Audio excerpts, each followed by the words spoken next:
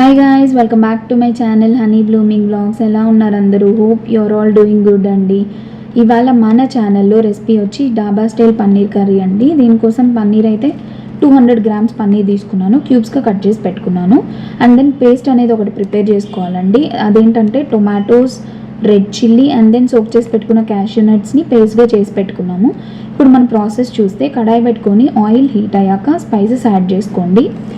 Like biryani leaf, షాజీరా, జాపత్రి add చేసుకొని ఒక 2 chopped onions and then green chilli add చేసుకొని మంచిగా మిక్స్ చేయండి.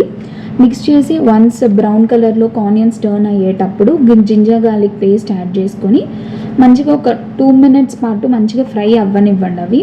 సో దట్ ఆ అరోమా అనేది మనకి కర్రీలో తెలుస్తూ ఉంటుంది స్పైసెస్ది. ఆఫ్టర్ దట్ మనం చేసుకున్న పేస్ట్ ఉంది కదండి, అది యాడ్ చేసుకోండి. యాడ్ చేసుకున్న తర్వాత ఒక 2 minutes బాయిల్ అవ్వనివ్వండి. బాయిల్ అయ్యాక వాటర్ యాడ్ చేసుకోండి.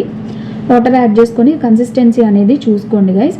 అండ్ దెన్ స్పైస్ కొంచెం మీకు స్పైసీగా కావాలనుకుంటే కారం యాడ్ చేసుకోండి. కారం, ఉప్పు చూసుకొని యాడ్ చేసుకోండి.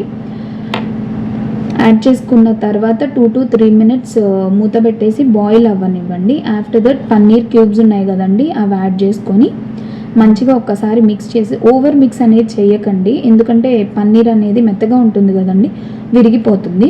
సో మూత పెట్టేసుకొని ఒక 5 to 6 minutes తర్వాత బాయిల్ అయ్యాక ఆయిల్ అనేది పైకి తేలుతుంది. అప్పుడు కొరియాండర్ లీవ్స్ చేసేసుకుంటే సరిపోతుందండి. Thank you so much.